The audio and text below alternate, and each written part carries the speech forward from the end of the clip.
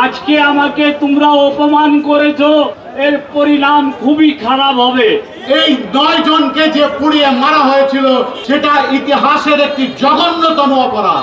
আমাদের কাছে ফুটেজ আছে, বিভিন্ন গণমাধ্যমের কাছে ফুটেজ আছে। এই ঘটনাটা একটা বিদ্যুৎ ক্যাম্পের বিদ্যুতের বিষয় নিয়ে শুরু হয়েছিল।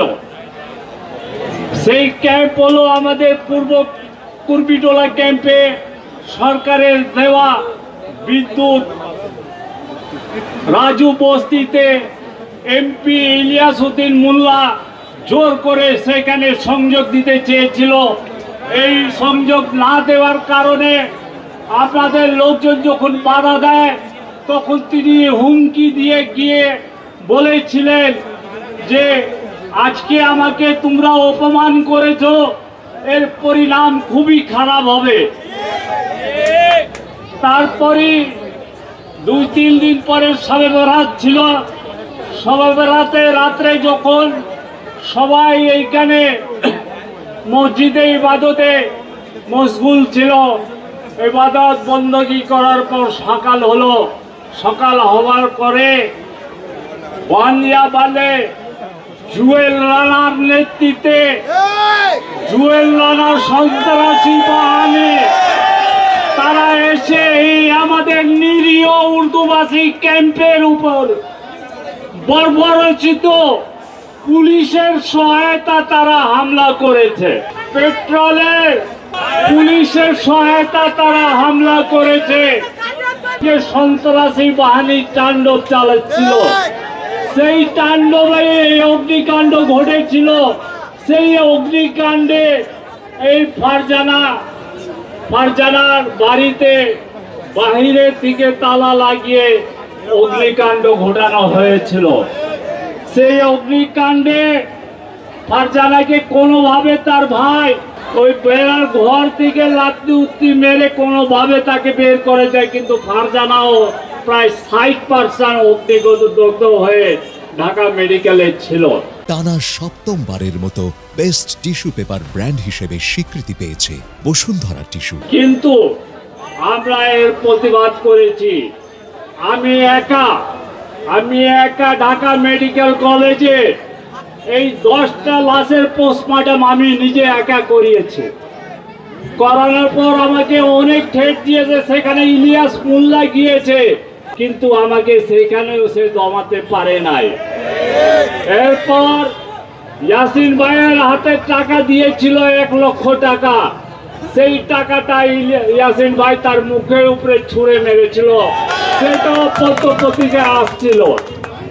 এরপর থেকে ইলিয়াস মোল্লা আমাদের উপর ক্ষিপ্ত হয়ে পড়ে এবং বিভিন্নভাবে ষড়যন্ত্র করতে থাকে। কিন্তু তৎকালীন সময় আওয়ামী লীগের বিচারপতি ছিল, তারা এই মামলা 2 দিন শোনার পরে রিটটা শুনানি করার পরে আমাকে খাস কামরা ডাকিয়ে বলল যে আপনার তো সাহস কম নয় যে আপনি এদের বিরুদ্ধে, সরকারের বিরুদ্ধে আপনি মামলা করছেন।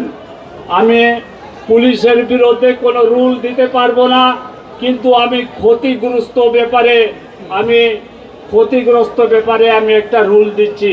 আপনি যদি বলেন তাহলে রুল দিব, সেটা আপনি পিটিশনে কেটে দিতে হবে পুলিশের বিষয়। তখন আমার অ্যাডভোকেট বাধ্য হয়ে পুলিশের বিষয় কেটে ক্ষতিগ্রস্ত জন্য যারা নিহত হয়েছে, আহত হয়েছিল, এই ক্ষতিগ্রস্ত পরিবারদেরকে কেন ক্ষতিপূরণ দেওয়া হবে না, এই বিষয়ে একটা রুল জারি করা আছে। এই 9 জনকে যে পুড়িয়ে মারা হয়েছিল সেটা ইতিহাসের একটি জঘন্যতম অপরাধ, জঘন্যতম হত্যাকাণ্ড, যাকে সারা বিশ্বে কেঁদেছিল। কিন্তু যে ঘাতক নির্মমভাবে যাদের হত্যা করেছিল তাদের 1 ইঞ্চিও বুক কাঁপে নাই। আজও তারা দিব্যি বুক ফুলিয়ে হাঁটতেছে। আমি চাই অনতি বিলম্বে বিভিন্ন মিডিয়ার কাছে ফুটেজ আছে, আমাদের কাছে ফুটেজ আছে, বিভিন্ন গণমাধ্যমের কাছে ফুটেজ আছে।